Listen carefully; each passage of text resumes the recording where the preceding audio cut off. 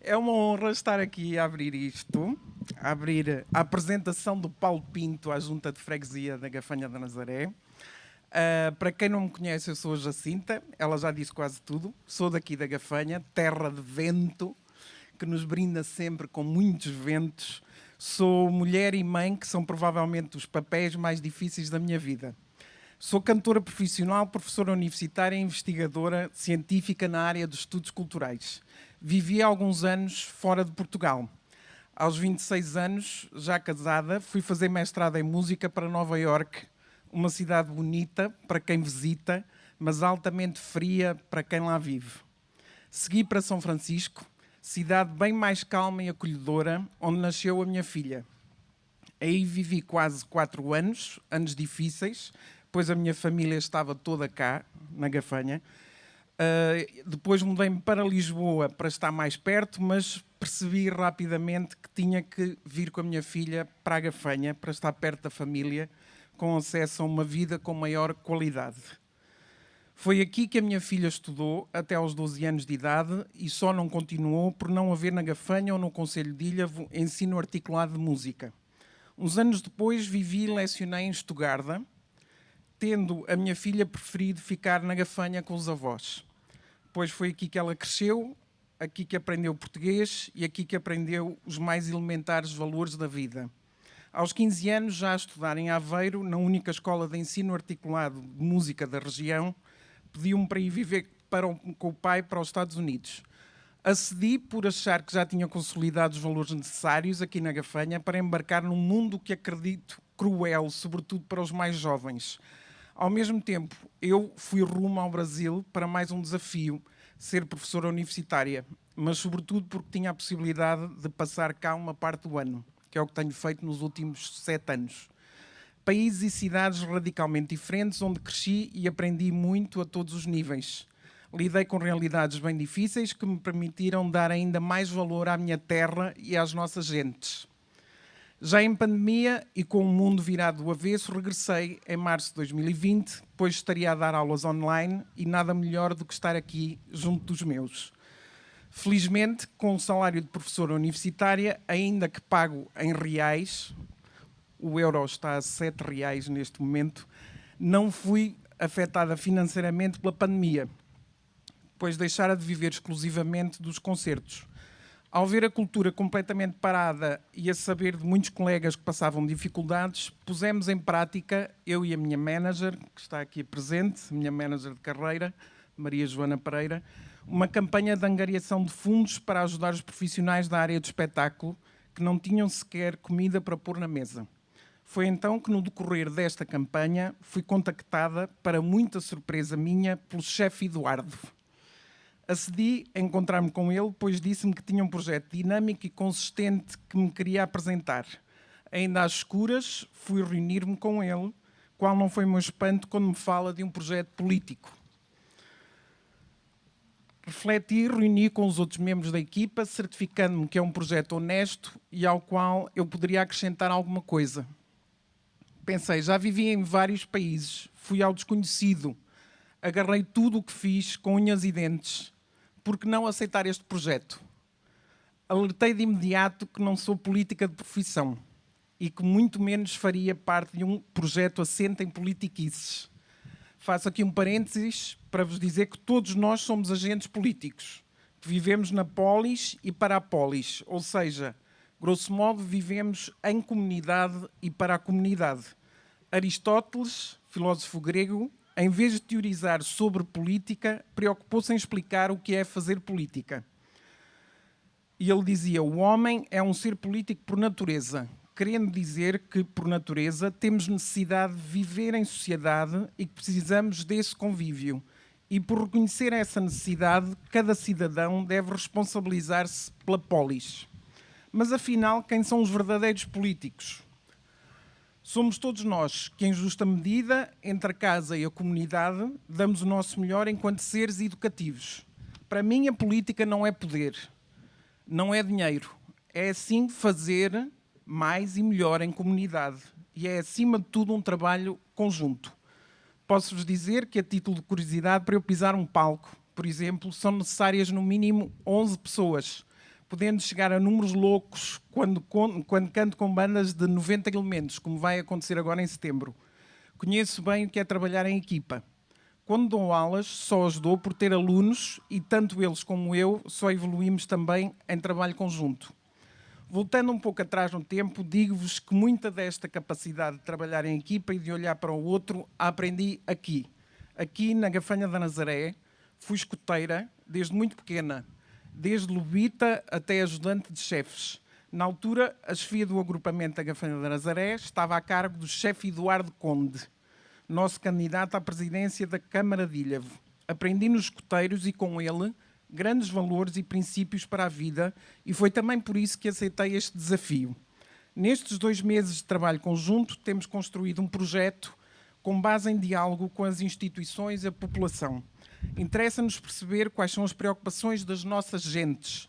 Não estamos cá para criar grandes obras arquitetónicas que ciclicamente são reconstruídas, onde são gastos milhares e milhares de euros unicamente para se mostrar que se faz alguma obra, alegrando as vistas de quem passa, mas sim procurar melhorar as condições do dia-a-dia dos nossos conterrâneos, fomentando uma vida mais prática, com mais e melhor qualidade. No que toca à cultura, foro a que me vou dedicar pessoalmente, queremos sobretudo desmistificar a política de massas e desestruturada que existe no nosso concelho. Pretendemos fazer uma política cultural de ruptura com o que tem sido praticado. Queremos fazer uso de todas as infraestruturas já existentes de forma assídua, mas, sobretudo, queremos a abertura dos espaços à população. Queremos que os próprios agentes da terra os possam utilizar.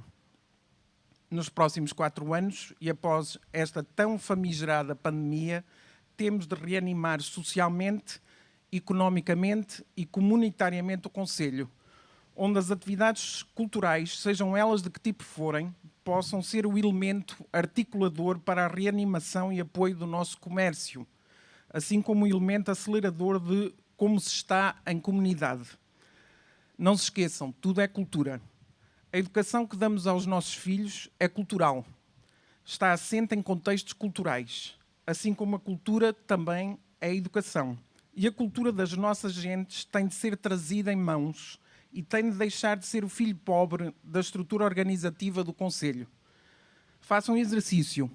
Pensem na vossa vida sem música. Conseguem? Pretendemos, sobretudo, criar rotinas, mais do que grandes eventos pontuais.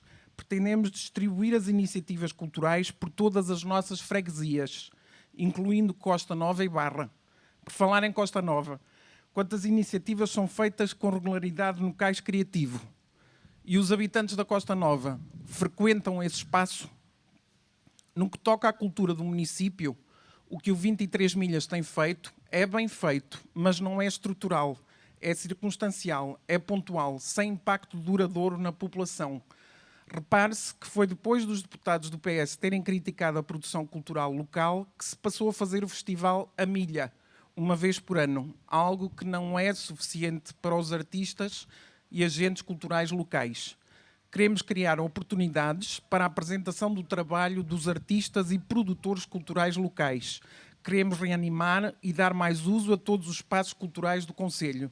Queremos poder criar e receber momentos culturais de forma regular, como espetáculos das mais variadas artes performativas, exposições permanentes e rotativas em todas as freguesias.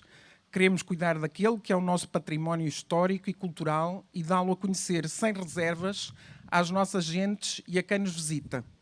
Queremos preservar as gentes, os costumes e os viveres de cada local e de forma a que as populações de todas as freguesias se sintam integradas e com voz ativa na dinâmica cultural do concelho.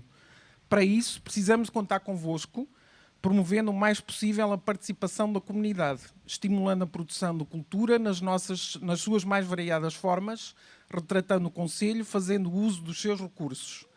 Para irmos ao encontro disso, será necessário dar formação aos profissionais da área da cultura e dirigentes associativos, promovendo ações de capacitação regulares. Queremos que os mais jovens se sintam em casa e que os mais velhos se sintam mais novos, ao participarem ativamente nas iniciativas. Teria uma grande história para contar sobre o que aprendi com os mais velhos quando era mais nova, sobretudo com a minha avó Luz, conhecida como Luz Facica. Pretendemos fazer um investimento na formação artística e cultural dos munícipes. É preciso acabar com a precariedade do setor cultural do município, dos trabalhadores intermitentes dos centros culturais e demais espaços de eventos culturais e desportivos. Além de aproveitar as estruturas das bandas e dos ranchos folclóricos para o ensino e formação de novos membros e outros munícipes, fazendo por isso sentido rentabilizar estes espaços para escolas artísticas locais, até se conseguir formular e organizar, por exemplo, um curso profissional nas várias áreas artísticas e culturais. Queremos fazer uma incubadora de artistas à semelhança das incubadoras de empresas, com parcerias locais, incluindo todo o tipo de serviços necessários para a concretização de uma carreira artística profissional. Implementar um regime de apoio a alunos da educação artística do município, por exemplo, para deslocações e estadia para participação em concursos, a nível nacional e internacional. Ainda associado à cultura está, sem dúvida, o turismo, que tem estado disperso no nosso concelho. Queremos potenciar a marca da capital do bacalhau, ao longo de todo o ano, articulando um plano conjunto entre comércio, restaurantes, os equipamentos museológicos, as empresas do setor e a Câmara Municipal. Queremos articular e promover a visita a todas as ofertas turísticas e culturais do município, que neste momento se encontram desgarradas, criando, por exemplo, um bilhete integrado para o Museu Marítimo, o Navio de Santo André, o Teatro da Vista Alegre, o Património da Indústria e do Mar, da Ria, o navio achado arqueológico a sul da Ponte da Barra. Os grandes investimentos devem ser ponderados e a população deve ser ouvida sempre. Por exemplo, foi gasto 1,5 milhão para transformar o Jardim de Ilhavo num parque. Parque esse que já tinha tido intervenções estruturais. Parece pouco, não é? Faço aqui convosco um exercício que sempre fiz com a minha filha. O salário mínimo em Portugal está em 665 euros. Dividam 1,5 milhão por 665 e vão ver quantos meses de salário dá. Dá 2.250 meses de salário, cerca de 188 anos de salário mínimo. Ou seja, o salário de 2 pessoas uma vida inteira. Pergunto, é assim tão necessário gastar tanto dinheiro num parque que não trouxe melhor qualidade de uso aos munícipes? Infelizmente, são tantos e tantos outros exemplos que poderia citar, mas não tenho tempo aqui. Como disse anteriormente, a educação também é cultura, mais do que nunca numa era digital onde a comunidade deixa de ser de carne e osso e passa a ser virtual, a grande maioria das vezes sem vínculo, sem relação entre pares. É preciso trazer os jovens, o nosso futuro, para a rua, para o convívio direto. E isso ensina-se, e nada melhor do que promover uma educação comunitária através do envolvimento dos jovens na cultura da terra. É um grupo que se cresce, não com o individualismo. As artes e o desporto são meios fundamentais para quebrar com a hegemonia digital. Das diversas ações que pretendemos fazer na área da educação, destaco, por exemplo, agilizar e concretizar a candidatura ao Plano Nacional das Artes, por forma a ter programas nesta área disponíveis para todos os alunos do Concelho, organizar debates, ações e jogos para envolvimento das comunidades mais jovens na reflexão sobre a freguesia, contribuindo para sugestões e decisões ao nível autárquico, criar fóruns, seminários, workshops nas mais variadas áreas da cultura, da literatura, da filosofia, da oratória, etc., proporcionando um desenvolvimento mais amplo das competências dos jovens por forma a estarem mais preparados para a vida, para melhor lidarem com a competitividade do ensino universitário e do mercado de trabalho. Em suma, e porque já vai longa esta intervenção, digo-vos o seguinte: estou aqui hoje porque tudo é política, quer nós queiramos, quer não. Mas, sobretudo, porque ter a oportunidade de ter voz ativa e de trazer as vozes dos artistas para a concretização de um mandato é algo que não posso desperdiçar, para bem de todos e para o meu crescimento pessoal enquanto cidadã. Porque 2/3 das pessoas da lista apresentada pelo PS são independentes, não afiliadas a qualquer partido político.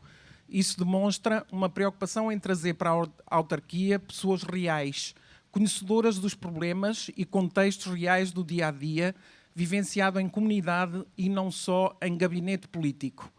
Porque, como artista de estrada e de palco há já quase 30 anos, lidei e lido regularmente com a forma como as instituições municipais tratam os artistas, como lidam com eles, como fazem constantemente campanha política através deles, ao invés de fazerem uma política cultural consistente.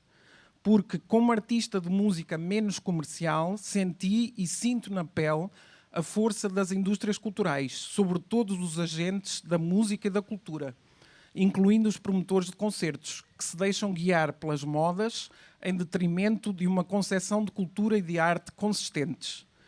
Porque, enquanto professora universitária e investigadora nas áreas da performance e dos estudos culturais, percebo a fundo os jogos de poder e as correntes hegemónicas que devem ser quebradas pela cultura popular local, devendo-se dar ênfase a uma cultura que empodera as nossas gentes, aquilo que em teoria se denominam de micro-resistências. Porque sei que sou capaz e vou dar um contributo necessário, que parte da prática e da experiência, e de muito aprofundamento teórico também na mesma área, mas sobretudo porque sempre que ousei mudar, fui sempre para melhor. Espero que ousem mudar comigo. Com Paulo Pinto, de quem retomei contacto nesta luta e o percebi cheio de dinamismo, para Presidente da Junta, com o Pedro Troia, a Assembleia Municipal, e com o Eduardo, o nosso futuro Presidente da Câmara Municipal de Ilhavo. No dia 26 de setembro, quando estiverem a pôr a cruz, lembrem-se de ousar mudar. Obrigada.